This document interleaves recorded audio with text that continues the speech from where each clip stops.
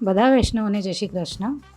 આજે આપણે બીજેની સામગ્રી બનાવવા જાય છે, એટલે કે બીની સામગ્રી બનશે.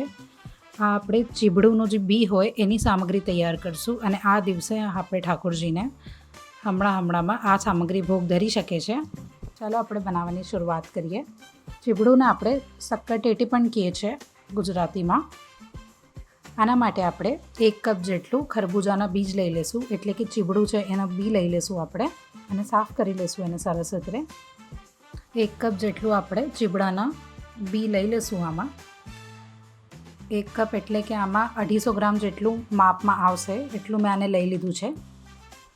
આમાંથી જે ખરાબ બી હશે એ આપણે ગોતીને બધા હટાવી દેશું અને આ બીને હવે આપણે સરસ રીતે શેકી લેશું. ધ્યાન રહે કે આપણે બી ભારી પેંદાની કઢાઈમાં જ શેકવાનું રહેશે.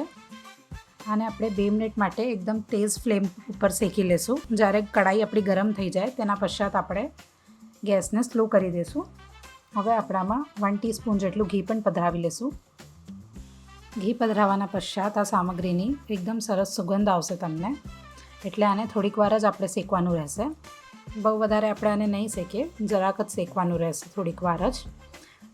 આની તડતડ જેવી એક અવાજ આવવા માંડશે એટલે કે આ આપણી સામગ્રી શેકાઈ ગઈ છે. હવે ત્યાર સુધી જ આપણે આને શેકવાનું રહેશે, ખાલી 2-3 મિનિટ માટે. ગેસને બંધ કરી લેશું અને એક બીજા પાત્રમાં આ સામગ્રીને પધરાવી લેશું આપણે.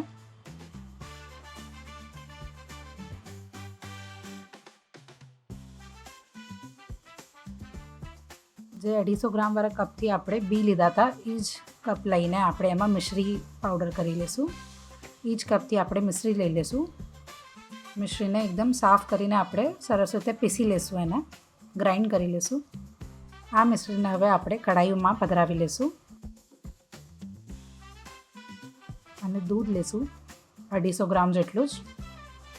1 કપ દૂધ લઈને એ પણ આમાં આપણે પધરાવી લેશું સામગ્રીમાં મિશ્રીના સાથે. ગેસને ચાલુ કરી લેશું હવે આપણે અને તેજ આંચ ઉપર આને સામગ્રીને ઉકાળી લેશું.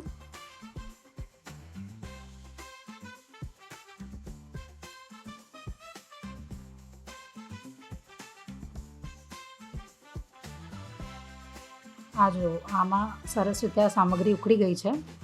આના માટે આપણે અડધી તાર જેટલી ચાસણી તૈયાર કરવાની રહેશે. ધ્યાન રહે કે આપણે આમાં અડધા તારની જ ચાસણી તૈયાર કરશું. એક પ્લેટમાં લેશું આને અને ઠંડુ કરીને આપણે ચાસણીને ચેક કરશું. આ હિસાબે આવું લિક્વિડ જેવું થઈ જાય છે આ ચાસણી આપણી. હાથેથી આ રીતે આપણે એને ચેક કરશું. આ જો અડધા તારની ચાસણી આપણી તૈયાર થઈ ગઈ છે. હવે આમાં સામગ્રીમાં આપણે ચાસણીમાં બી પધરાવી લેશું.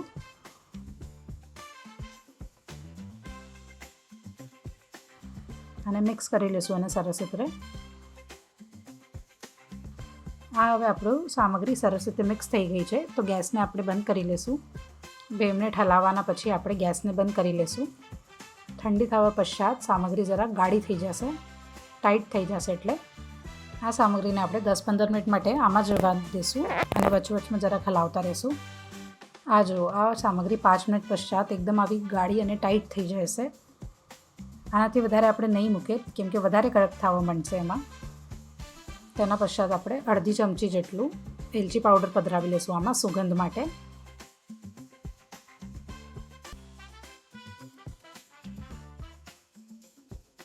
હવે આપણે આને એક ટ્રેમાં જમાવી લઈશું.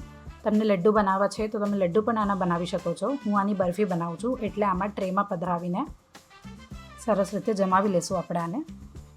ટ્રે લઈને આપણે બટર પેપર લગાડી લઈશું એના ઉપર.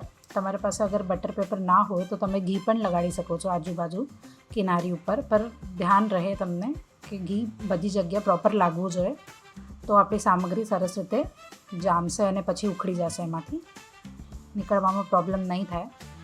હવે આ મિશ્રણ આપણે આમાં પધરાવી લઈશું ટ્રેમાં.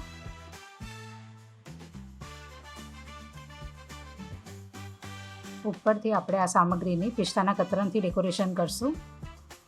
10 મિનિટના પશ્ચાત જ્યારે આ સામગ્રી ઠંડી થશે ત્યારે આપણે આને સવારી લેશું, કટિંગ કરી લેશું. જરાક ગુનગુની હાલે, જરાક નવશેકી હશે સામગ્રી તો પણ આપણે ચાલશે, કેમ કે વધારે ઠંડી કરીને આપણે કરશું તો એ સરસ રીતે થશે નહીં એની કટિંગ, કેમ કે આખી ચોટી જશે અને કડક થઈ જશે. એટલે જરાક નવ શેકી હોય ત્યારે જ આપણે આની કટિંગ કરી લઈશું સામગ્રીની.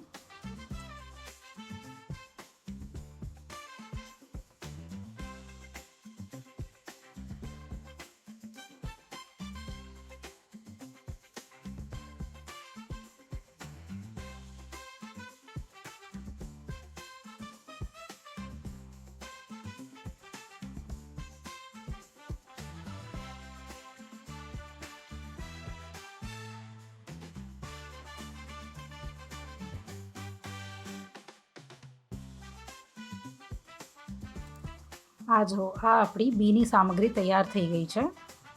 ચીબડાના બીની સામગ્રી આપણે તૈયાર કરી લીધી છે. ખૂબ જ સુંદર સામગ્રી બની છે. એકદમ કોમલ સામગ્રી છે.